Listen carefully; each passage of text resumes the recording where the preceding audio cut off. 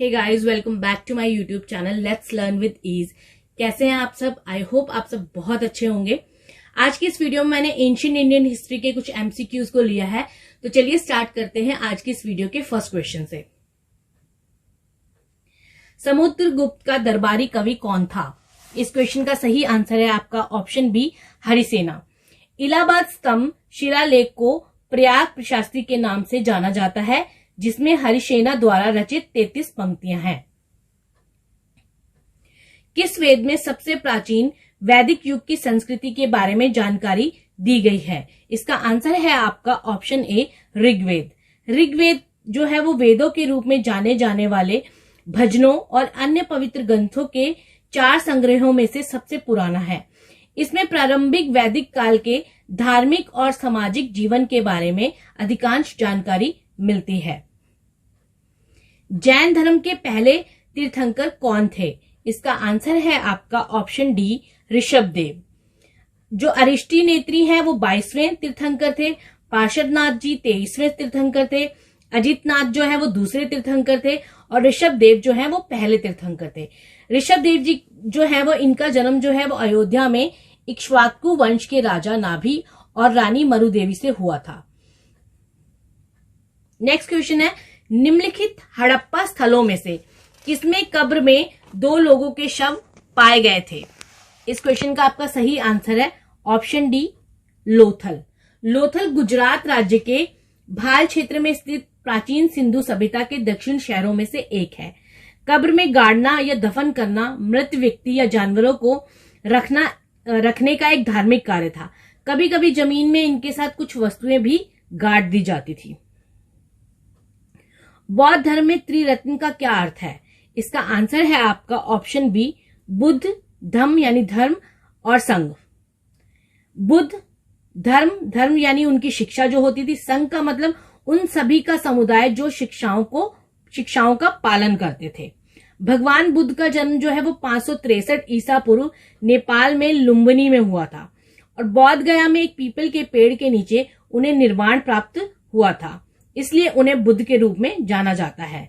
सारनाथ ने अपना पहला उपदेश दिया था और 80 वर्ष की आयु में कुशीनगर में उनका निधन हुआ था। निम्नलिखित में से कौन तीसरे जैन तीर्थंकर थे? इसका आंसर है आपका ऑप्शन सी, संभवनाथ। ज्ञान प्राप्त करने से पहले भगवान महावीर का नाम क्या था? इसका आंसर है आपका ऑप्शन ए, वर्धमान।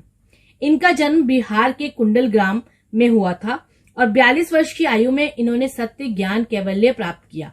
उन्हें जैन धर्म के 24वें तीर्थंकर के रूप में जाना जाता है, यानी ये जैन धर्म के 24वें तीर्थंकर थे। निम्नलिखित में से कौन सा एक हड़प्पा का शहर नहीं था? इसका आंसर है आपका ऑप्शन सी, मेहरगढ़। मेहरगढ़ जो है वो सिंधु नदी घाटी के पश्चिम में बलूचिस्तान, पाकिस्तान के काची मैदान पर बोलन के पास स्थित एक नव प्रशांत स्थल है।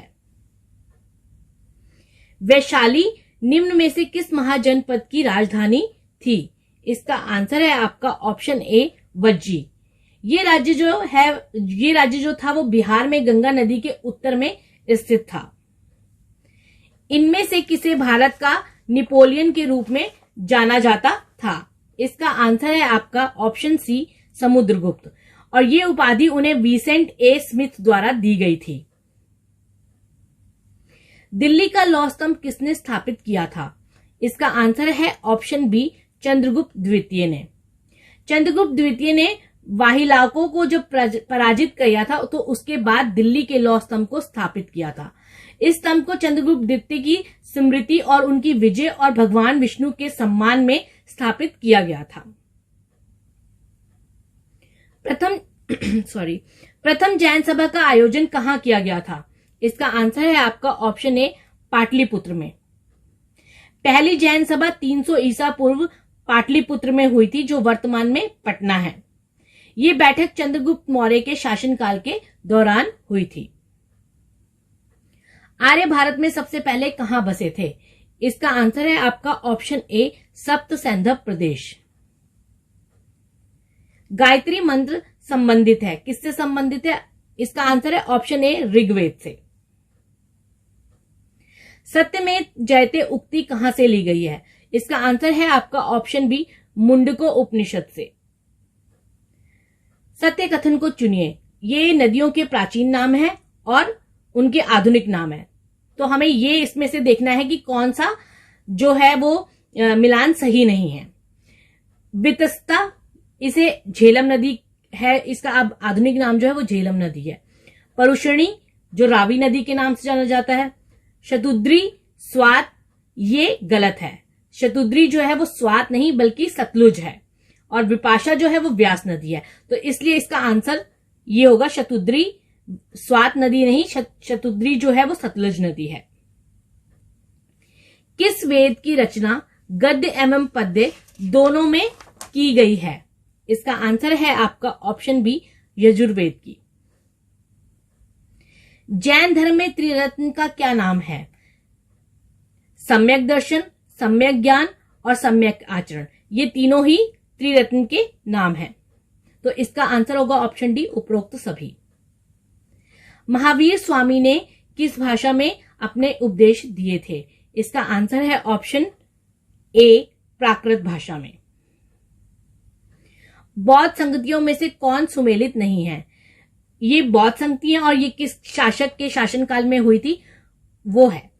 बौद्ध संगति प्रथम अजात शत्रु के शासनकाल में हुई थी, द्वितीय कालाशोक के शासनकाल में हुई थी, तृतीय जो है सम्राट अशोक के शासनकाल में हुई थी, चतुर्थ हर्षवर्धन के शासनकाल में नहीं हुई थी। इसलिए चतुर्थ वाली जो है ये सही सुमेलित नहीं है। जो चतुर्थ बौद्ध संगति है वो कनिष्क के शासनकाल में हुई थी। अशोक ने कलिंग पर आक्रमण कब किया? इसका आंसर है आपका ऑप्शन बी, 261 ईस्वी पूर्व। इस युद्ध में रक्तपात देकर अशोक ने बौद्ध धर्म को ग्रहण कर लिया था। इंडिका किसकी रचना है? इसका आंसर है आपका मेगास्थनीज की। सांची का स्तूप का निर्माण किसने कराया था? इसका आंसर है आपका ऑप्शन बी, सम्राट अशोक ने।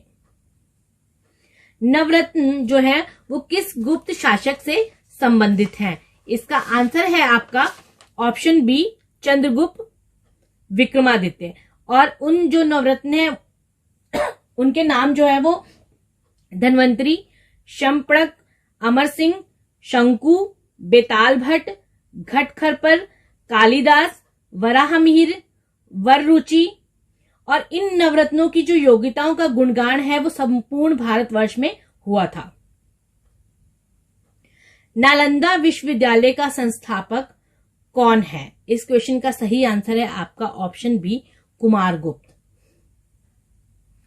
Thanks for watching my video. I hope ये वीडियो आपको अच्छी लगेगी और आपके लिए हेल्पफुल भी रहेगी। मिलते हैं नेक्स्ट वीडियो में, तब तक पढ़ते रहिए और नया कुछ सीखते रहिए। And please do like, share and subscribe to my YouTube channel, which is Let's Learn with Ease, and press the bell icon to get new notification.